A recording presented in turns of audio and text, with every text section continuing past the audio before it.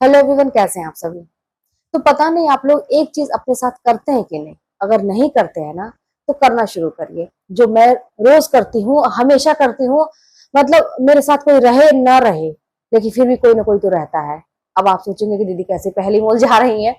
बात यह है ना कि जैसे मैं जो कह रही हूँ कि आप पता नहीं ये काम करते हैं कि नहीं। ये जो हमारे अंदर कुछ छुपा हुआ है, जो हमें कुछ सोचने पर मजबूर करता है। कभी आपने सोचा है क्या चीज है? कभी कभी ऐसा होता है ना, करें कि ना करें, आपको अंदर से कोई बताता है कि करना चाहिए, फिर कोई कहता नहीं करना चाहिए। फील किया है कभी ये सारी चीजें? किए होंगे फील, लेकिन बस बात है ना कि इसको जाने दिया, छोड़ो, इस पर फोकस ही नहीं किया। अब आप तो अपनी परेशानियों में उलझे हुए हैं, क्या करना है। अच्छा, पाना चाहते हैं बहुत कुछ अपनी लाइफ में, लेकिन सही तरीके से जा नहीं रहे, रास्ता आपको नहीं मिल रहा है, और रास्ते पे है तो फिर आप आगे नहीं बढ़ पा रहे हैं। कुछ ना कुछ चीजें आपको रोक तो रही हैं। तो वो जो मैं आज बता रही हूँ ना, ये काम करिए। जैसे ना अपने आप से बातें करना, जो मैं कह रही हूँ, अपने आप से बातें करना। किसी और से आप प्रॉमिस मत करिए कि आपको आपकी लाइफ में क्या करना है। आप अपने आप से प्रॉमिस करिए। वो जो मैं कह रही हूँ ना कि कोई है जो हम लोग को बताता है, वो हमारी आत्मा जो है, जो हमारे अंदर है, एक पवित्र आत्मा। उसको, वो निष्पक्ष है। उसके अंदर मतलब ये नहीं है कि आपको खराब बात सिखाएगी और अच्छी बात सिखाएगी। वो दोनों तरह की बातें करती है। आप देखे होंगे कि कभी कभी दोनों ख्याल हमारे मन में आते हैं, बड़ी दुविधा में होते हैं हम। और वही बात है कि जो अपनी आत्मा से कनेक्ट हो पाता है ना, अपने आप से कनेक्ट हो पाता है, तो फिर अब उसमें से वो सही चीज को पकड़ लेता है कि हमारी अंतरात्मा क्या आवाज दे रही है, क्या मुझे करना चाहिए, लाइफ में कहाँ जाना चाहिए, किधर आगे बढ़ना चाहिए, क्या डिसीजन लेना चाहिए। वो इंसान देखेंगे ना कि हर क्षेत्र में से फिर सफल होता है। वो चुटकी में डिसीजन लेता है, चुटकी में आगे बढ़ता है, उसको किसी पर डिपेंड होने की जरूरत नहीं पड़ती है। तो वही चीज है कि अपने आप से कनेक्ट करिए, खुद को अपने आप से बातें करिए।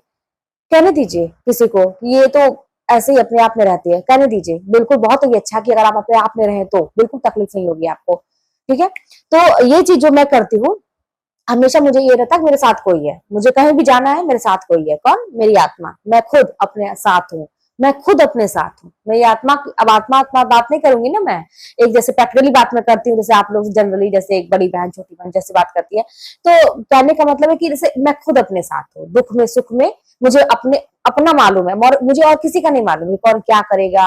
मैं किसी से कहूंगी तो मेरा कोई काम करेगा कि नहीं, लेकिन मुझे अपना मालूम है कि मैं कर लूंगी। मैं चाहूंगी तो कर लूंगी। इतना मुझे अपने पे भरोसा है। तो वही चीज है। अच्छा, इच्छा जो शक्ति होती है ना, हमारे अंदर की जो इच्छाएं होती हैं, उसको जागृत करके रखना बहुत जरूरी होता है। आप देखते हैं कि बहुत सारे लोग ऐसे होते हैं जिनकी तो कोई इच्छा ही नहीं होती है जीवन के प्रति। क्यों भाई? हम लोग धरती पे हैं, इस भौतिकवाद में हैं। अगर हम कोई इच्छा नहीं रखेंगे तो फिर हम काम कैसे करेंगे? एकदम, या तो हम, दो ही ऑप्शन है, या तो हम ये सारा जीवन जैसे चल रहा है इसको छोड़ के हम सन्यासी बन जाए। वो जो संतों वाली जिंदगी होती है तो उनकी इच्छाएं नहीं होती है। आप देखते होंगे कि वो एक ही कपड़े में, एक ही जगह मंदिर में या कहीं भी ध्यान लगा के, उनको कोई इच्छा नहीं है। या तो आप वैराग्य धारण कर ले, या तो अगर आप परिवार के साथ हैं, या अपने जीवन में कुछ एक सपने देख रहे हैं, कुछ चाह रहे हैं, अपने जो भी आप अभी जिस भी सिचुएशन में है, तो फिर आपको इच्छाएं अपनी जागृत करके रखना पड़ेगा। उसको पूरा करने के लिए अपने आप को हमेशा पीछे से पुश भी करना पड़ेगा। वही बात है, उसको पूरा करने के लिए आपको अपने आप से बातें करना पड़ेगा कि आपको क्या चाहिए, आपको क्या पसंद है, क्या नहीं पसंद है। जिंदगी बड़ी एक छोटी सी है, लेकिन बड़ी अनमोल है हमारी जिंदगी, अपने आप की जिंदगी। आप खुद से प्रेम करिए। किसी कोई और करे या ना करे, लोग आपसे घृणा करते हैं, आप खुद से प्रेम करिए। अपने आप को शीशे में खड़े को थोड़ा सा निहारिए। देखिए कि आप कितने खूबसूरत है, कितने अच्छे हैं, कितने अच्छे दिखते हैं हंसते हुए। अगर आपका जीवन और सुखी हो जाएगा तो कितना अच्छा हो जाएगा। अभी तो आप इतना दुख झेल रहे हैं तो आप इतने अच्छे दिखते हैं। अगर आपके जीवन में सब कुछ अच्छा आपको मिलने लगे तो आप कितने खूबसूरत हो जाएंगे। पॉजिटिव थिंकिंग अपने प्रति लाइए। दूसरों को छोड़िए, क्या कौन कर रहा है, एकदम भाड़ में, कहते हैं ना कि भाड़ में जाओ, बोलते हैं ना। आप इस दुनिया को छोड़ दीजिए कि तुम, ये दुनिया से मतलब ही नहीं है, लोगों से मतलब ही नहीं है। जिस दिन से आप अपने आप से कनेक्ट रहने का प्रयास करने लगेंगे ना, आप देखेंगे कि बहुत सारी चीजें आपको सुलझ जाएंगी। और जिस इंसान को अपने ऊपर भरोसा होता है ना, उसको किसी की जरूरत नहीं होती है। हाँ ठीक है, समाज है, रिश्ते हैं। मैं ऐसा बिल्कुल भी नहीं कहूंगी कि आप सबको छोड़ दीजिए। भाई समाज है ना, हमें लेके चलने पड़ते हैं, लेकिन इतना ज्यादा आप दूसरों से कनेक्ट ना रहिए कि अगले के ऊपर आप डिपेंड हो जाइए, कि अगले के पास आपके जीवन की चाबी हो ना। इस तरह से मैं बताना चाह रही हूँ कि अगला आपको रुला दे, अगला आपको हंसा दे। अगले के ऊपर आप डिपेंड है कि उसका मुंह देख रहे हैं आप बार बार, भैया उसको खुश करने के चक्कर में अपने जीवन पे कहाँ जा रहा है कुछ पता नहीं चल रहा है आपको। अगले, अगला कुछ भी आपको थोड़ा सा बोल दे रहा, आप दुखी हो जा रहा है। वो खुश है तो आप भी खुश है, वो दुखी है तो आप भी दुखी है, उसका मूड खराब है तो आपका भी मूड खराब है। मतलब ये सारी, इतना भी नहीं। हाँ ठीक है, ये मानती हूँ मैं कि जैसे मान लीजिए मेरी बहनें हैं, उनकी पति हैं, बच्चे हैं, मेरे भाई लोग हैं, उनकी पत्नी है, उनके बच्चे हैं, ठीक है, परिवार है, सब कुछ देखना पड़ता है, रिश्ते खत्म नहीं हो जाते हैं। लेकिन आप जब अपने पे सक्षम रहेंगे, आप सब कुछ करने में सक्षम रहेंगे, तो अपने परिवार को भी खुश रख सकते हैं। अगर आप डिपेंड होते हैं तो आप ये भी तो सोचिए कि अगले की इच्छा है कि नहीं आपके प्रति कुछ करने की, ये भी तो बात है। कभी कभी ऐसा भी होता है कि हम थोपते हैं अपनी इच्छाओं को, दूसरों के ऊपर थोपते हैं। ऐसा भी नहीं करना चाहिए, दूसरों पर डिपेंड होते हैं।